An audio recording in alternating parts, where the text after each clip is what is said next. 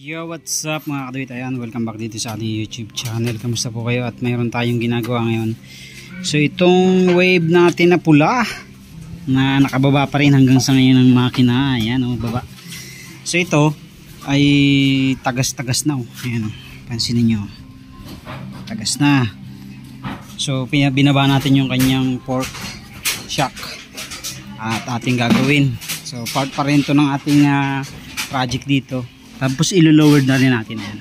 Ito pang lowered natin. Magic lowered. Ayan. So yan ang ilalagay natin. Para medyo bumaba siya. Okay. So gawin na muna natin. So gamit yung ating magic tool. Ayan, ito magic tool. DIY tool natin. Ayan.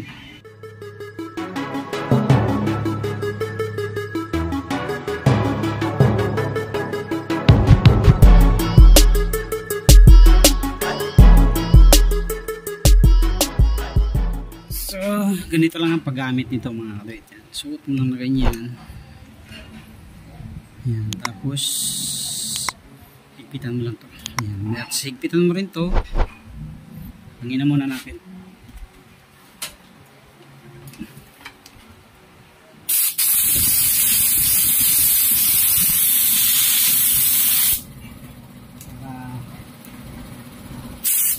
Tanggalan dumi. Tapos to ano nyo lang yan, baon nyo lang. Okay, tapos sundutin nyo yung lock. May lock yan eh.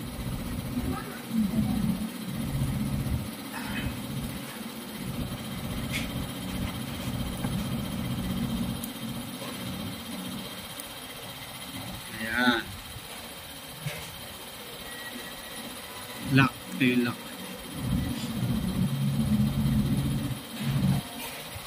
Tapos balik nyo na. DIY tool. Ginawa natin to last. Tagal na panahon na.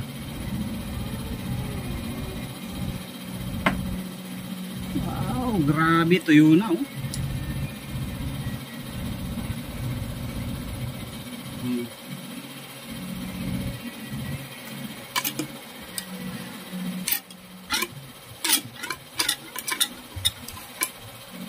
Tuyo na. So ito pang isa para sabay na sila.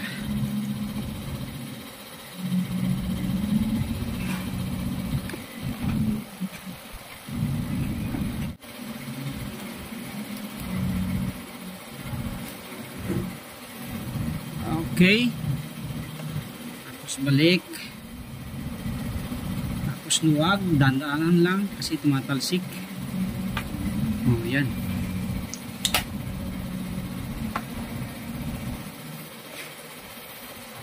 Okay, so lilinisan muna natin to. Grabe na dumi yan. Gamitan natin oh. So yan, gamitan natin ito.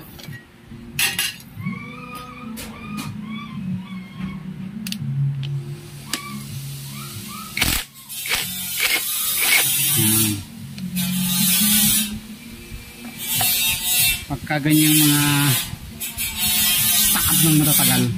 Ayan. So gamitan yan. Tapos nakasuot to sa ilalim. Ayan. So okay na yan. Pwede na natin tanggalin. Tapos mahuhugot na natin to. Okay. So lilinisan natin.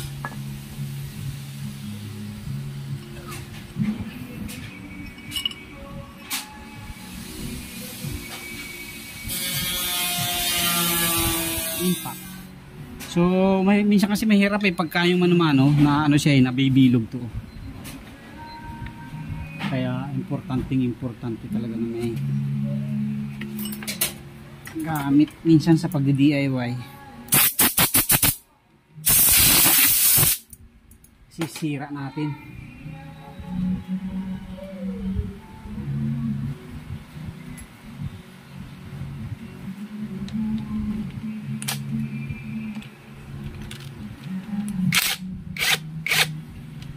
Iba kasi ang puwersa ng impact, may additional na force para pumitik-pitik at matanggal. Ayan, tanggalan natin.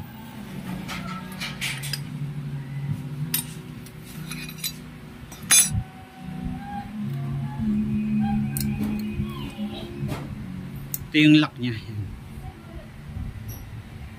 Dumi na rin. Meron naman tayo niyan dyan. Kung sakaling putol na, meron tayo dyan pamalit.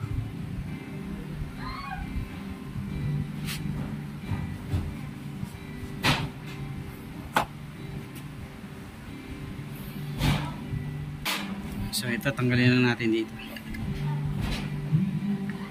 Yan. So ito yung papalitan natin kasi wala na, oh. Makadumi na. So lilinisan natin. Ito meron pang takip.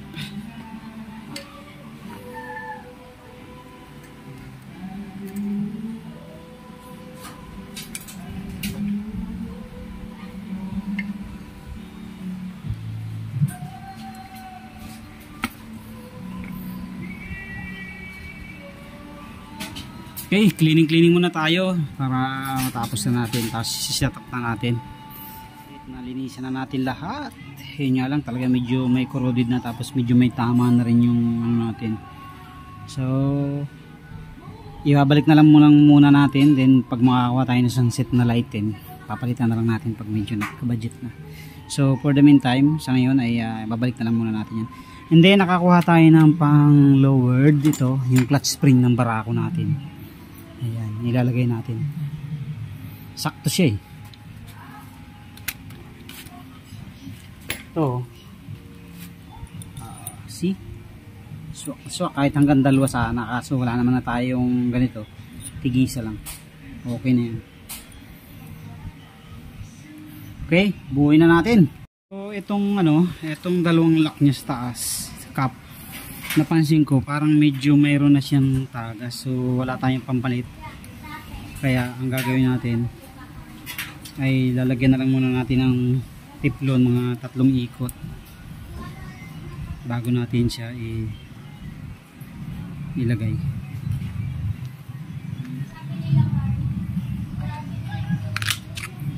Tiplon na muna natin. Ito kasi ang sekreto.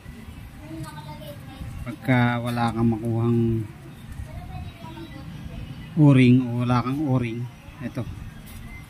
Pwede ito mga katuwid. Lagyan nyo lang ng kahit mga 3 ikot lang. Ayan. Okay na yan. Tapos lagay nyo to. Kasi mamamaga ulit yan. So importante sumikip, hindi dadaan ng langis dyan eh. Kaya the best na kahit si Dilyong works sa makina pa nga niya nilalagyan eh, sa Honda eh, yung o-ring sa may makina, sa may camshaft.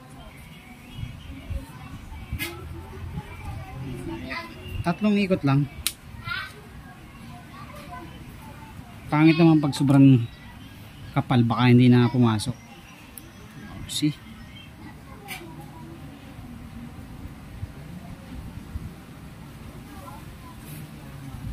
Maglagay na tayo ng oil seal mga kaduwit. Lagyan mo natin ng konting langis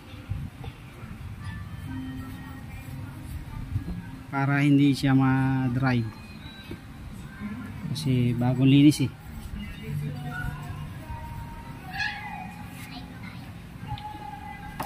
Wala tayong orig, ito na lang ilagay natin kasi ito naman tumatagal din naman to. Subok ko na rin yung mga ganitong oil seal ng MRTR. So ito, adjustan lang natin to.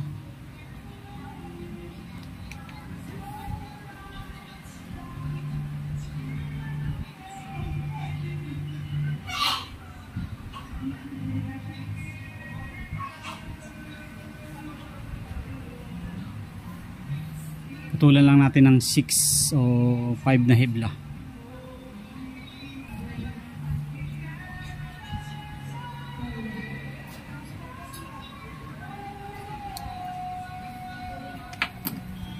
Kasi sa paraang yan, mas mahigpit siya ng konti.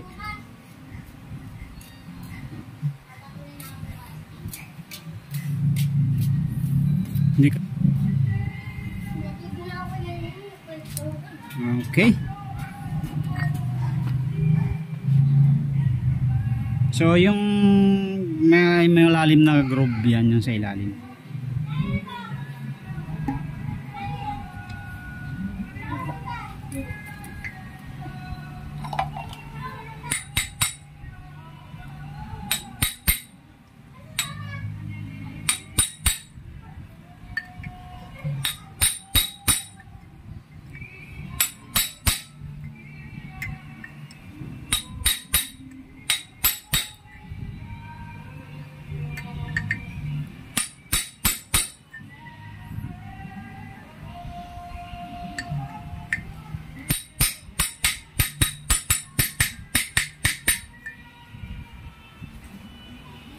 Okay.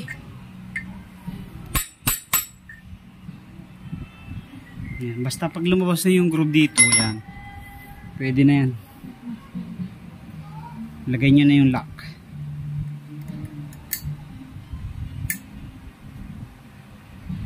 Okay.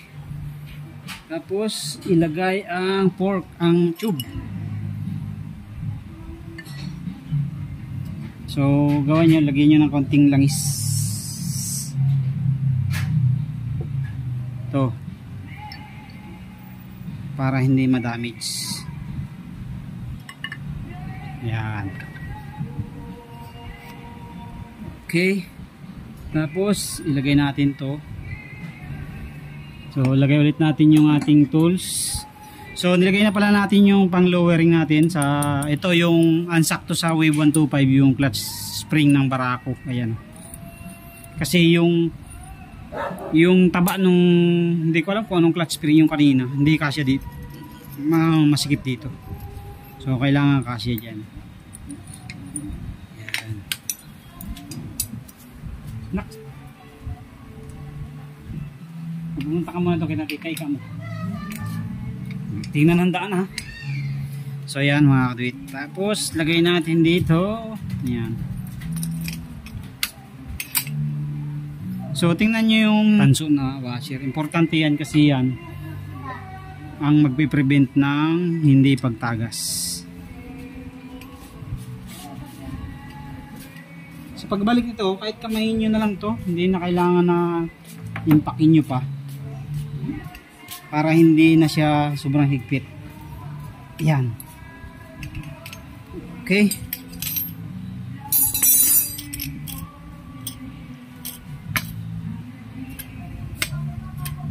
Ayan na, medyo maiksi na ano yan, clay.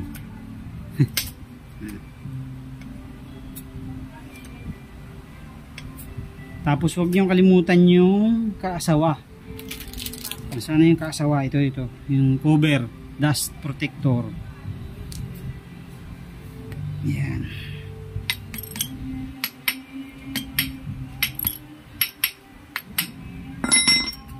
O yan o, ganyan na lang yung play niya. Nag-lowered na siya mga kaduit. Hindi na tayo maglo-lowered ng ano, ng angat, iaangat. Tapos lagay tayo ng pork oil. Special tong pork oil ko mga kaduit, hydraulic oil to. So naglagay lang ako ng siguro mga 40 ml to. Kalimitan nilalagay ko sa Mio ko dati 35 ml lang, lalo kapag palaging sabugin yung oil seal. Pag palaging sumasabog ang oil seal, inaano ko, dinadagdagan ko ng kalang sa ibabaw, tapos babawasan ko ng kaunting ng langis ng pork oil para hindi sobrang lakas ng pressure ng oil. Yan. So I think 40 or 45 ml lang yan. Tinandaan ko na lang.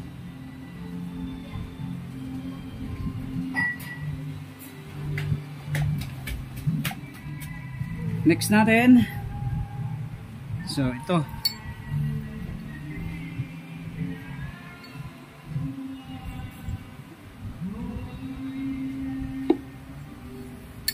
nilalagyan ng konting langis mga katoid para hindi dry, para paglagay nyo nung bagong oil seal, cork seal, hindi masugat.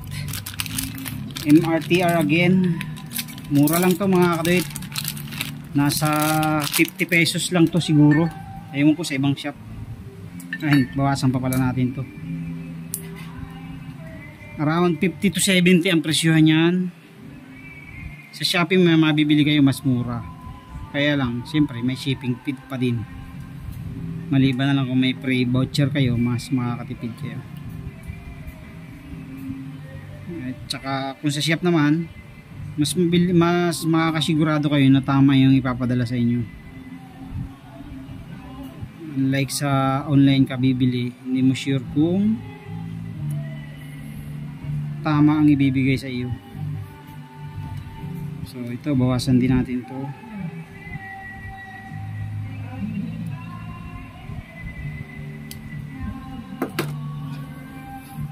Shoutout nga pala kay paring Tabs, siya yung nagano sa akin ito, nagturo. Hindi naman natin alam yung mga ganito before. So ito yung sikreto para hindi agad tumagas. Itong ibabaw pwede rin nyo na mabawasan, pero hindi ko na binabawasan, yung ilalim lang. Okay.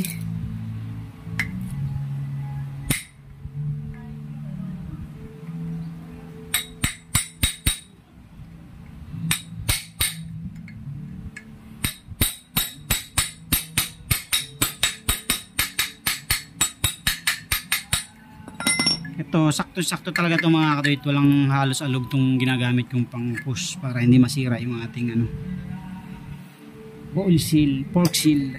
Ayan. Tapos lagay natin yung lock, huwag yung kalilimutan yung lock.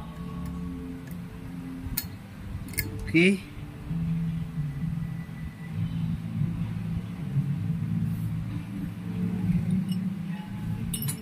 Tapos lagyan nyo ulit ng kaunting langis. Ito, para hindi siya masugat. Ayan. Tapos ito, nilagay na nga natin yung sa barako natin na spring, clutch spring.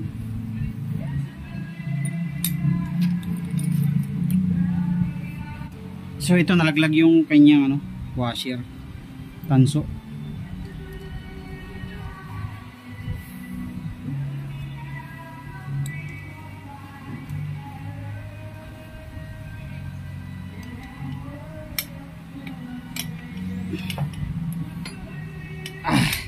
Okay. So, salin ulit tayo dito sa kabila. 45 ml lang sinali natin. 40 or 45 ml.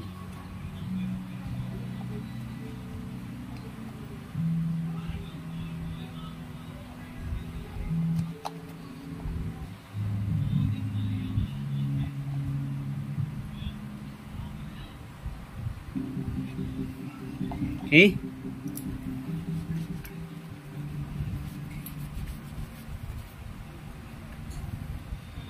Dust protector natin.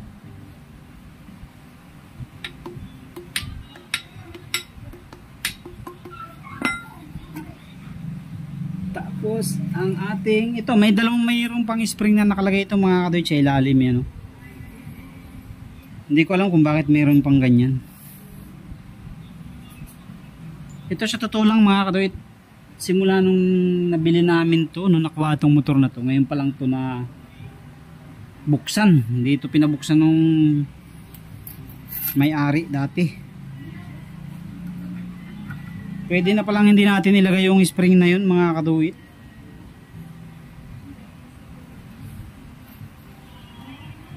Kasi ano na siya, masyado na siyang mataas. Pinuputulan nga pala yan pag naglalagay. So ito, wag na nating ilagay.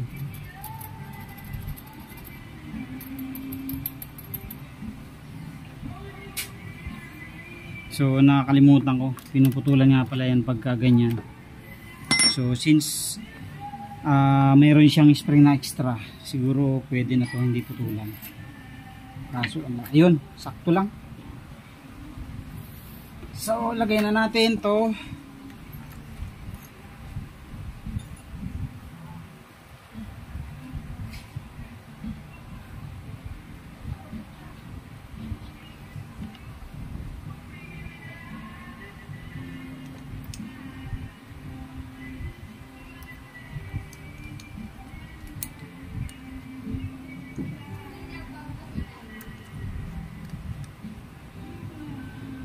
Tayo.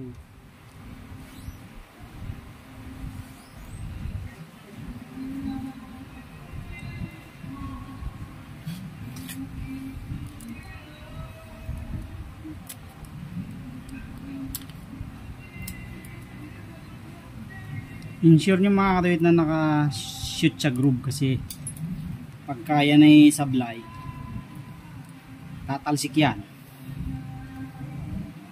Okay, testing nga.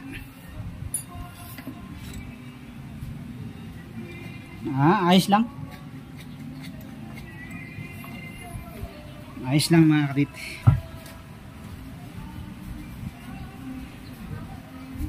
Okay, 1-0. Next natin to. So hindi na natin ilalagay yung sa ilalim.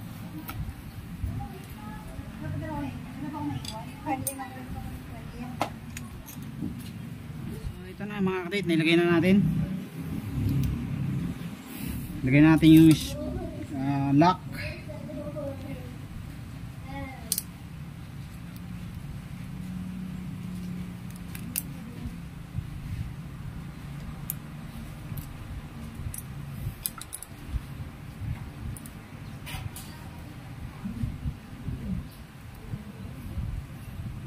Okay.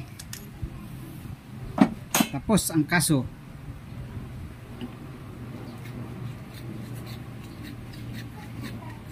Medyo matigas siya mga kadawit, pero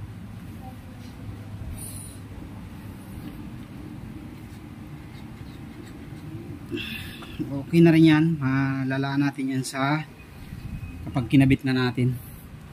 So itong dalawang spring na dati niya, hindi na natin nilagay. Diyan na yan. So magliligpit na tayo at tayo ay magsisimba naman. Salpak na muna natin doon para hindi nakatingala yung motor. So ito na mga kadawit. So yan na mga kadawit yung setup natin, no? Konti-konti na lang yung nilabas natin dito. Kasi konti na lang yung play niya. Mga dito na yung play niyan. Ayan. Check natin, lagay natin yung gulong. Mga kadawit, tapos na tayo. Tamang-tama lang yung fender pagbaba niyan. Siyempre bababa pa yan eh. So okay na yan. So kung maglo-load pa tayong konti, angat lang natin ng konti ito. Papalit tayo ng fender na maganda. Okay, so yun lang mga kadawit. At least okay na yan. Solve na yung tagas niya. Ilang taon ng tagas yan eh. Hindi na si kaso na may-ari. So unti-unti natin ayusin yan. Next natin ayusin wiring. Ayan. Tapos palit tayo ng headlight. Ayan, headlight. Palitan natin to. Hindi ko alam kung orig pa tong headlight na to eh. Ito palit tayo ito. 400 to eh. 400 to. Tapos to 400 din. Tapos to 400 din. Bali 1 to. Ito. Gagawin natin pula yan. Okay. So yun lang. Thank you very much.